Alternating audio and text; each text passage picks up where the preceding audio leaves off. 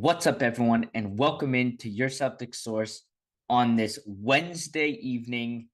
A little less than a month before the start of preseason, at least in training camp. And so I thought it would be a good opportunity for us to get together again and talk about Jayson Tatum's recovery, which seems to be moving along at a faster pace than we expected, which we'll talk about. But then I also want to get into some of the overall themes of the NBA going on right now. But first, how are you doing? Thank you. I'm good. I got a first question. I mean, football season has started. We're in the hunt in baseball, but are you getting excited for basketball season or what? Are you getting ready for hoops? I'm getting ready to, just because there's no expectation on this season. It's kind of an interesting way. You come in with no pressure to do anything, and you just want to see and react to how this team plays. That's a really good point. I wonder how loose and free they will play, right? Like some of the best basketball is when, hey, I got nothing to prove. I'm a nobody. I'm just going to go out and ball, right? And I wonder if the team will adopt that and turn out some pretty good basketball for us. We'll see. Yeah, I think we're gonna have, I don't I think they're gonna be, we talked about this before, in the 40s and whatever in terms of wins. Well, I we have I think differences of opinions, but yes. it's a big year for Jaylen Brown to prove that, is he the key piece going forward? Like, obviously there's gonna be more around them, but can he step it up to another notch that, you know, we saw at times during the playoffs, but it seems like when he doesn't have Tatum to take the pressure off of him, he seems to struggle at sometimes. Yeah, although yes, and when they won the championship, 14 months ago, 15 months ago, um, that was Brown hard carrying the team. Not that it wasn't talented, but Right. But do you think if Tatum's not on the court and the pressure's all on Brown, that I mean, in changes a some little? ways, I mean, I don't know. It's a good question. I think it's going to free up White to play some ball, Pritchard to play some ball, right? Those guys are used to being the number two option or the number three option a little bit, right? Mhm. White's going to maybe bring the ball up more, like Pritchard's going to bring. We'll see. I think it's going to be fun. What I'm saying is I'm excited for some ball. I'm excited to see what we're going to get for this team. And I'm cautiously optimistic. I think it's going to be some fun basketball here in Celtic City. Fair enough, fair enough. But we'll get into the Jason Tatum news. It's not really news, just videos of him working out and speculation. It seems like he's moving along quicker than expected. We're not putting on a return date or anything, but it seems like at this point, what was it, early May last year that he had the injury or Yeah. whatever, 4 5 months in, something like that. It seems like he's already up on his feet, moving around, running around, which I guess in my eyes is the hardest part of recovery, right? Like once you're running again, like the Well, the as you know, stretching and stuff comes easier, but like yeah, as you know, I'm a doctor on the internet, especially on this podcast, but extensive orthopedic experience in this old man's body, and I think he's right on schedule. I think according I actually think the hardest muscle to heal is going to be this muscle. He's fair got enough. to be confident, and the question is not can he run and can he move. How long will it take him to trust that Achilles, like Yeah. really trust it? hmm And that I think I is the agree. longest battle. I Because also if he think goes out and is hesitant and is 85% Jason Tatum, that's still a win, but that's not good enough for what I think he can be and what we need. right. Hypothetically, let's say he's, you know, playing wise ready to go by second week of January. Let's say that. Like in terms of Hypothetically. how long do they keep him out? Do I the don't team medical staffs into, like, let's say he's 100% ready. How much extra do they keep him out? know. I think when he is medically cleared and he is ready to go, he will play. If I were them, I would bring him off the bench for 9 minutes. You know what I mean? I'm not starting him. There's no expectations, so I wouldn't put any undue pressure on where he's going to need to perform. I'd put him in games where we're up by 18, or whatever. Like I would ease him into it all again for the mental muscle. If he's medically cleared, he's medically cleared. Um, there's no reason to rush it though, right? He's still got years of prime playing left. You don't want to have setbacks and then ultimately either never come back to where you could be or spend 2 more years at 82% because you came back too early, 8 weeks too early because you forced it. Right. When the team, sort of adding on to that, when the team says he's 100% medically cleared to go, how much longer is that generally, give or take, for when a player is actually play? Like the teams, like if we're saying the team is not actually going to put them out there Yeah. until he's 100%, when is he really able to Well, play? I mean, obviously we don't really know. They keep that stuff a little guarded, as they should, right? Because I understand. I think it depends a lot on where the team is. Let's take another sport, one you know well. You're an avid Red Sox fan. I see it behind you. Bregman coming back from that hamstring probably brought him back a little early, Yeah. right? Why did they do it? They're in the hunt. They need the hits. He says, I'm good. He's cleared, but he has struggled to regain his form since that injury, right? And so, Yeah, I he's think in a that's an bit of a example where, struggle right now. yeah, exactly. And so I think he's hitting the ball well, but he's not getting hits. And I think, so a little bad luck, but I think that's an example where like medically clear, but like they felt the pressure to get performance what now. And I'm hoping the Celtics don't feel that and they really ease Tatum in over a whole bunch of weeks or months even, right? I don't know. Yeah, well, I mean, that just depends on how they're doing at the point, right? Like if they, here's what I'm worried about. I don't think, I think they're good enough and the East is bad enough that they're gonna be, let's say, at least a top spot in the play-in or maybe the 6th seed or something like that. Yeah. Are they going to try and push for a higher seed when they're already in the playoffs?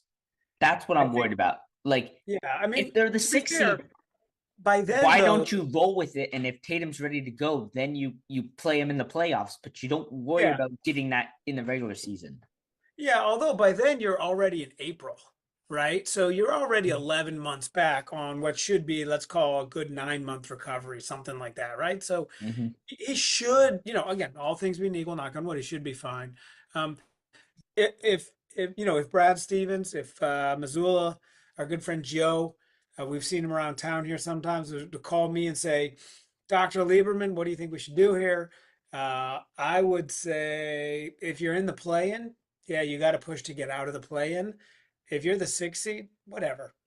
Like Yeah, I wouldn't be pushing to get the 5 seed or something. Like just take the path you got with that's what that. I'm saying. Like, it doesn't really matter who you're gonna play in the first round because Yeah. when Tatum comes back, you're where you are. Like, so like if you're the 5th seed, you're not gonna get home court advantage anyway. Like, it doesn't really matter. You'll Yeah. get 2 games at home in any series, get no matter Just go. what. I Exactly. think that would be their view, which is like if we can't win on the road, then we don't deserve to win.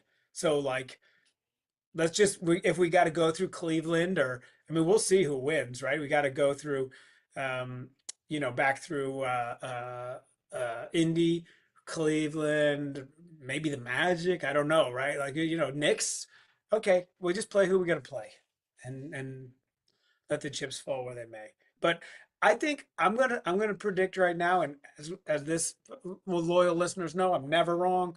Um, I think we're gonna be a little surprised and delighted by the level of play we get. I think these guys are really good together. I think they're gonna step it up.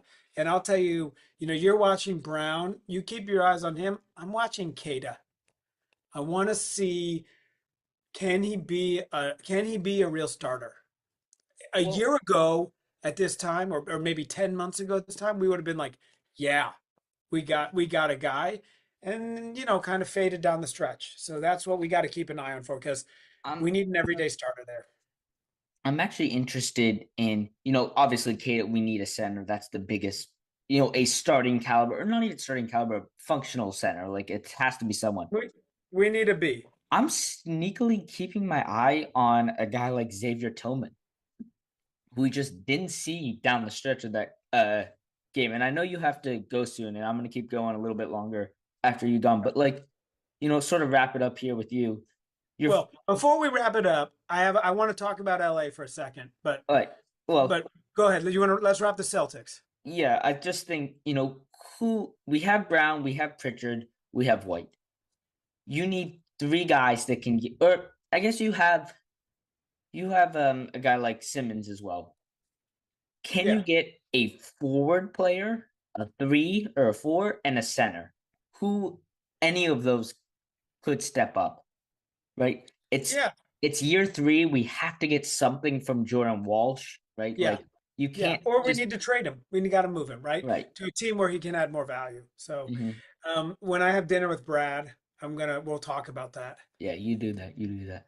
Of course, Brad Shapiro isn't involved in the Celtics, but if Brad Stevens happens to join us, we'll talk about that. I want to talk about LA because LA is now getting a reputation out there. I've heard people talk about other people who've talked about LA now as the system of evading caps. Like we have the Dodgers legal, all within the rules, but feels immoral a little bit. Again, not judging, but saying like all the deferred comp stuff, like a big Mm, hubbub. Now we got Kawhi. Tell us what's going on here. well, one thing before I say that, Yeah. I think it also doesn't help that the Olympics are coming to LA. The All Star Game is in LA. Like this is they're sort of FIFA.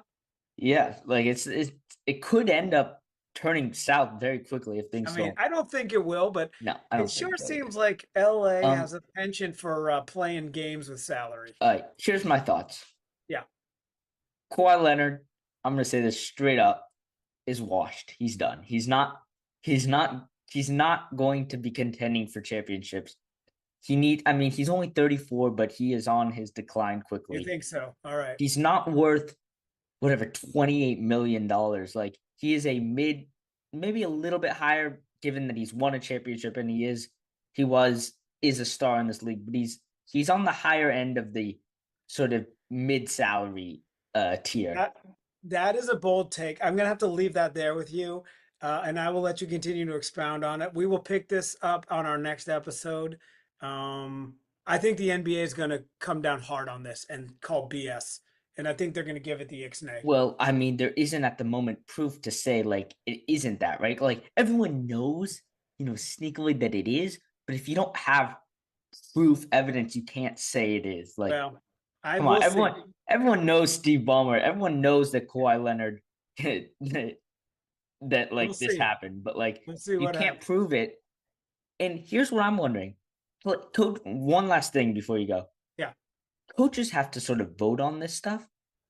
If coaches are like, well, maybe we're doing this as well, sneakily Well, behind the coaches league. don't vote on it. Owners Or vote on sorry, it. owners. I meant owners. GMs. Yeah, I GMs meant are owners. owners. Owners and Yeah. GMs, right? Well, If see, we're the like, owners are like, okay, like this could be bad for everybody if we allow right, this. like maybe other teams are doing this. Maybe we let it slide You know because we who's want to gonna, keep who's gonna fight it? Same in baseball, small market teams, right because because New they York, know LA, right. Boston, They don't care. Chicago, they're Here's the always gonna. funny thing: if I this goes through and this doesn't get caught, Celtics fans are gonna be like, "Why didn't we do this with a holiday? With a They're gonna precision?" have to outrule us. So, all right, Yeah. I'm gonna leave it there. We'll All catch right. you guys next Well, time. yeah. I'll see you next time. All right, peace, Mr. Lieberman. Okay, we're gonna continue on talking about the Kawhi Leonard allegations. But first, I want to remind you that you can listen to all these episodes on Spotify, Amazon, Apple, wherever you get your podcasts. It really helps me out a lot if you leave a 5-star review when you do so. So thank you very much in advance. And we'll get back into this situation. I'm gonna share a couple more facts and then give you my overall take, building off of what we just talked about couple seconds ago. Um, you know, right? It's a 12 $28 million sort of no-show endorsement deal is what um, you know Balmer is being accused of. Well, Kawhi Leonard as well, but the Clippers as a whole, right?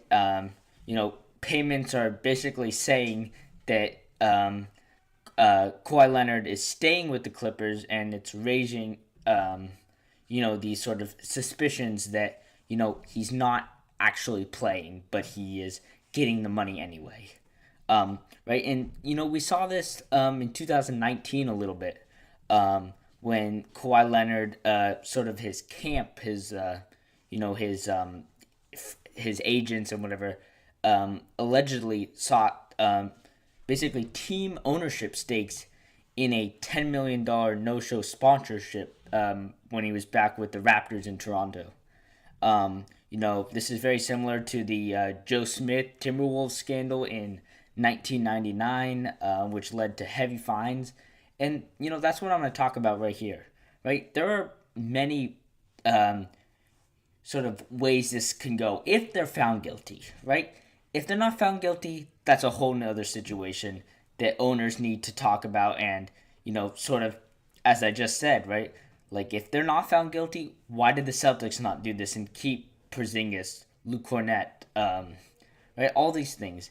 And, as my dad mentioned, right? It's all coming from, small markets. Those would be the teams that would be complaining about it if they're not found guilty, right? If they're found guilty, there's nothing you can do about that. But possible fines here, up to $7.5 million in fines, maybe more. You could lose draft picks. I personally don't like that way, because then a player doesn't actually even get drafted, right? Because it's not like it goes to another team. It just they only hold 29 picks instead of 30 that season, right? I would rather you just move them to the 30th pick and just freeze it there, so you can't trade it to another team. You have to pick 30th in that round, which is a little bit better than just saying you lose a pick overall, right? Which also right, having the pick still means you have to pay a player, right? Which also is not a huge mark on Steve Ballmer, because he owns tons of money, but can be a little setback, right?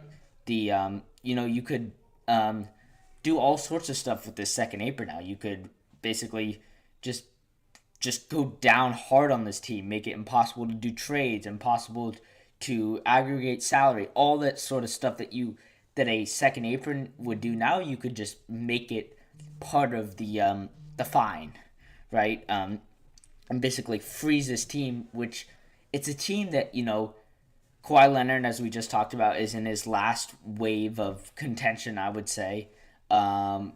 James Harden, right? He's getting up there as well. You have a lot of older players. This is sort of their last window to try and win this chip before they sort of rebuild back up from the bottom.